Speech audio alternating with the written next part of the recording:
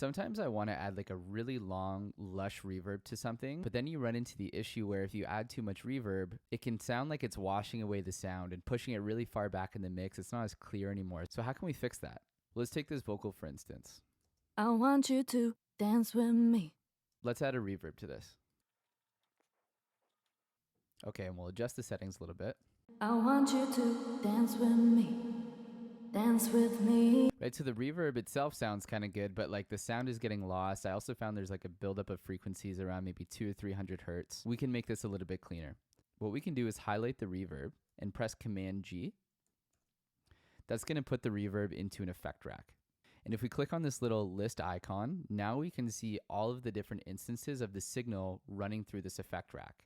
Right now, we just have the one, and the signal is just going through this reverb, right? So what I'm going to do is duplicate this.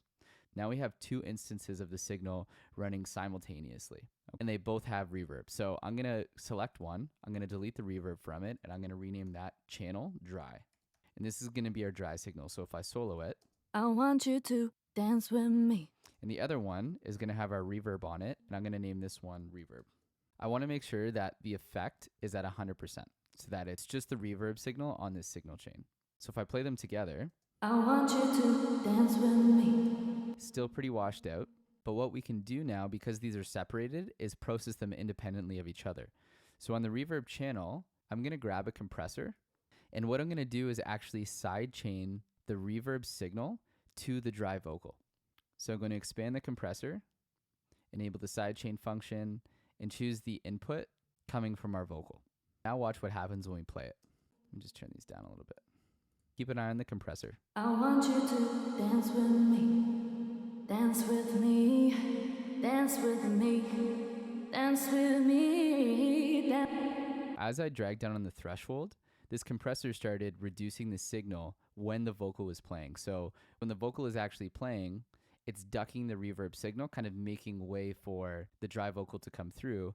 And then when the vocal stops playing, the compressor will stop engaging and it'll allow that big reverb to kind of come through, and it creates these really cool like lush tails.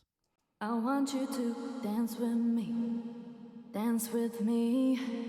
Now, I would probably mess around a little bit with the attack and release settings just so that it fits the song a little bit better. And I would also turn it down a little bit. It's still a little bit washy for me.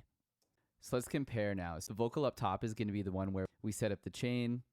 We have the reverb signal being compressed whenever the vocal is playing. And the one underneath just has the reverb thrown onto the channel here. I just adjusted the mix a little bit so it's a fair comparison. I want you to dance with me.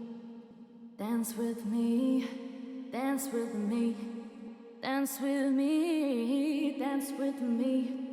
Right, so I find that the top one is a little bit better controlled.